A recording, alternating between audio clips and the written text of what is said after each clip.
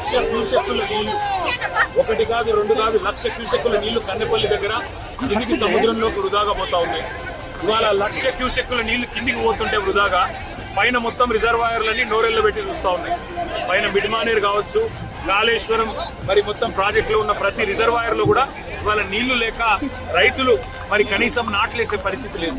కింద లక్ష క్యూసెక్కుల నీళ్లు ఏవైతే వృధాగా పోతున్నాయో వాటిని చూపెట్టడానికి రైతులు మొత్తం తెలంగాణలోని రైతాంగం మొత్తానికి ఈ ప్రభుత్వం యొక్క దుర్మార్గమైన వైఖరిని చూపెట్టడానికి కన్నెపల్లి దగ్గర పంప్ హౌస్ లో మోటార్లు చాలు చేస్తే మేడిగడ్డ బరాజ్తో సంబంధం లేకుండా ఇవాళ మొత్తం తెలంగాణను సస్యశ్యామలం చేసే విధంగా కాళేశ్వరం ప్రాజెక్టు కేసీఆర్ గారు డిజైన్ చేసినారు.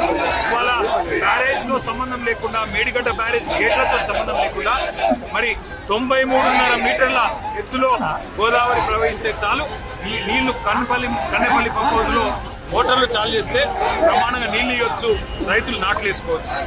ఆ నీళ్లను చూపెట్టడానికి పోతుంటే ఇవాళ మమ్మల్ని జనగామలోనే అడ్డుకునే ప్రయత్నం చేస్తూ ఉంటారు. ఈ ప్రభుత్వానికి ఇంత భయం ఎందుకని నేను అడుగుతున్నాను.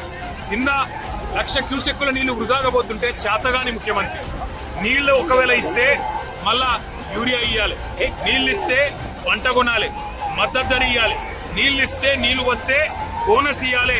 ఈ బాధ అంతా నాకెందుకు, రైతులను ఎండబెట్టాలి, రైతుల పొలాలకు నీళ్లు రానియద్దని చెప్పి కింద బ్రహ్మాండంగా నీళ్లు ఇచ్చే సౌలభ్యం ఉంటే దాన్ని పండబెట్టిన ముఖ్యమంత్రి గారి వైఖరి, ఈ ప్రభుత్వం యొక్క దుర్మార్గమైన రైతు వ్యతిరేక వైఖరి చూపెట్టడానికి మేము బయలుదేరితే వాళ్ళని చూడొచ్చు, మా వాళ్ళందరినీ అడ్డుకుంటా ఉన్నారు, మా ఎమ్మెల్యేలు, మా ఎంపీలు.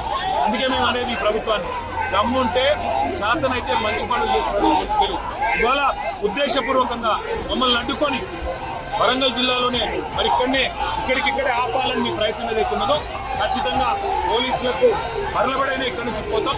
తప్పకుండా కన్నెపల్లికి చేరుకొని అక్కడ ప్రవహిస్తున్న లక్ష క్యూసెక్కుల నీళ్లను రైతులకు చూపెడతాం. తెలంగాణలో ప్రభుత్వం ఎంత శాతగాని దద్దమ్మ ప్రభుత్వం ఉందో